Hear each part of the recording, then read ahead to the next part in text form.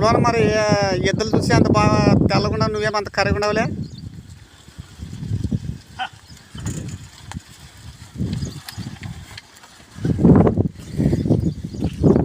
ఎంత పడిందా?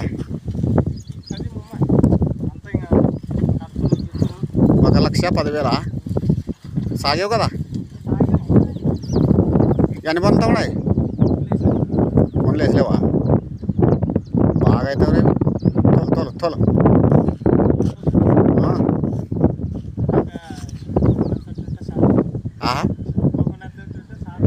అందుంటే ఇంకా కొట్టు.